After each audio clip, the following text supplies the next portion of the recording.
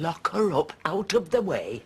And there were me, thinking you prided yourself on being a member of the Compassionate Society. It doesn't like me. Well, now's your time to bond, isn't it, Eccles? Now's your chance to be best friends with your Uncle Kenny. Blanche, you still got it. You're saying I'm lying, but I'm not. He is. David needs to be so angry. Oh, don't you talk to me. You're not my father. You're nothing. David, that's enough. I think it'd be better if you left, Phil. Yeah, clear off. Just go to the pub, eh? I'll come over later. Okay.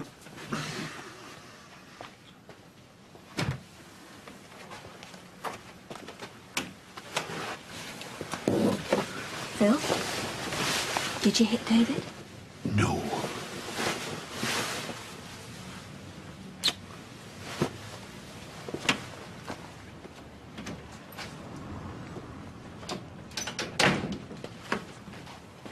You've not liked Phil since he walked through that door, have you? Why? Had he attacked you then? No. But I knew what he was after. What? He's only interested in you. He doesn't care less about the rest of us, and this proves it. I was just sat here, Mum, and he jumped on me. You wouldn't like any man I had in my life, would you? Any man who wasn't your dad. Well, it was your dad who ended our marriage, David. See why I should suffer for something I didn't do. You're just going to believe him, aren't you? I'm not just your mother, you know. I do have a life of my own. Is it too much to ask you to accept Phil for my sake? To show him a bit of respect? Respect? If you brought a friend into this house, you'd expect me to be polite. You're not listening to what I'm saying, though. Oh, I'm listening to every word you say, David. And frankly, I'm disgusted by the way you turn everything around. You're always the innocent victim, aren't you? Well, you're 15 now. It's time you grew up. Phil is my boyfriend, whether you like it or not. And I am not prepared to let you drive him away. Why? Because you're so desperate to hang on to him, you don't care about me. I just get in the way. That's enough! Just... You're so desperate you'll go with anyone, no matter what they do to us, because all you cared about is you, never me. All you cared about is hanging on to a man because you can't face being left old and alone. David, I'm sorry. You're just like him. No! Get off! No, David!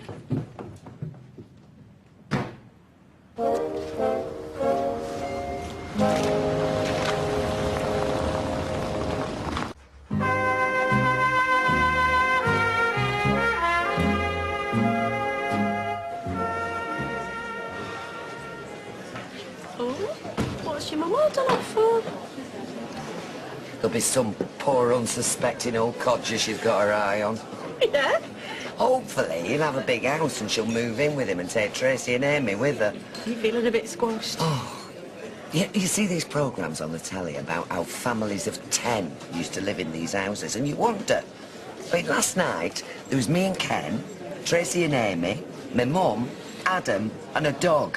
You couldn't have shoehorned anyone else in. Anyone else? I know. Oh, I'm fine, thanks. You've certainly got him trained. He's what my father used to call a scholar and a gentleman. A scholar because he knows about the Bible. Oh, he knows a lot about a lot of things. Last night at the Bible group, he was very informative about the Gaza Strip. And then later on, he explained the offside rule. What's that got to do with Jesus? Well, nothing. This is what you do in a Bible group, is it? I mean, just sit around discussing football? You should stick that on a billboard outside the church. You'd soon fill the place up. No. You see, Ed was referring to the disciples as a football team. Obviously, after Judas Iscariot had betrayed him and there were only 11. Who were goalie? Blanche. Anyway, you're obviously enjoying this group. Oh, I am. It's been ages since I felt so fired up about my faith. It is important to me. We know. I try not to be too evangelical about it, but If either of you ever fancied becoming My a... days sitting about in drafty churches are well over. I'm afraid I'm with Blanche. I can't see God approving of the life I've led. I don't know. He ate with thieves and prostitutes, didn't he? What are you implying? I'm just saying. It was a python you used in that erotic act of yours, wasn't it? It was a trombone. And it wasn't erotic. It was exotic. I don't see what's so exotic about a trombone. Well, you'd have to see it, really. Anyway, the important thing is to see a bit of colour back in Emily's cheeks. You've been feeling a bit down, haven't you? It's the same every winter. It'll be spring in no time. And it's been a blessing meeting Ed. He really has been a tonic. Anybody? In the kitchen. Don't start, okay? Sorry? I've had my tea at Jason's. Bethany's still over there. I'm only popping back to get a DVD. And if it makes you feel like having a go, please, just don't bother, because Just go, okay? Okay, where you have your tea, just go. Well, it's just that you keep... What? What do I keep doing? Trying to look out for my kids? Trying to stop them getting hurt? Or do I just not care, eh? Something happened. Do you care if it has? You just go and delude yourself you're in love with Jason Grimshaw. Eileen, play happy families for once in her life. Worry about me. I'm just your selfish mother. Has Phil dumped you? What do you care? Of course I care. You're my mum. Please, come on, tell me what's happened. I hit David. Well, good for you. I've been wanting to hit him for ages. He kept saying things, and before I could stop What myself... sort of things? I didn't care about him. Or you. All I was interested in was hanging on to a man. Any man. And you let him get to you. Mum, he is just a selfish brat. He's jealous. He wants you all to himself, running after him. That's what Phil says. Well, he's right. David's been a right pain since Martin left. He doesn't like Phil, does he? He said he threw him against the wall. What? Well, you know why he's saying that, don't you? He wants to split you up. Come here, Mum. I did not put my children second. Maybe you should sometimes, yeah? Ooh, Ty, you look fantastic. Yeah, well, I don't feel fantastic. Yeah, well, the first time's always the worst.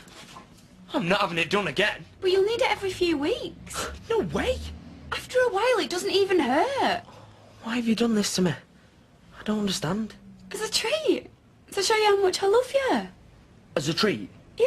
You want to make the most of yourself, don't you? I mean, you wouldn't like it if I stopped waxing my legs, would you? Dunno. Oh, right, so you'd like to go out with a girl with hairy legs? No, I suppose not. So, what you're saying is, it's all right for me to groom myself, but you can't be bothered doing the same for me? No. Do anything for you. It's just... I don't know why you don't like me with her. Ty, it's not that I didn't like you. I just like you better now. That's good then, eh? Yeah. And I'll like you even more once I've plucked them eyebrows. Put it down. Put it down. Drop it. What's going on? It's got my wallet. It is a she. Well, she's got my wallet and she won't give it back. Drop. How did you do that? I just gave her a firm command.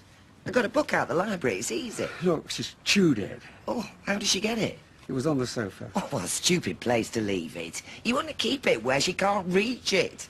You ought to read my book. No, I just want to keep out of its way. Oh, it's not like you to turn your nose up at a book. Honestly, Deirdre, we can't have a dog. It's ridiculous. It means a lot to my mum. But this is our home, not some hostel for waifs and strays. We're just going to have to get on with things as best we can. But why does everybody dump things on us?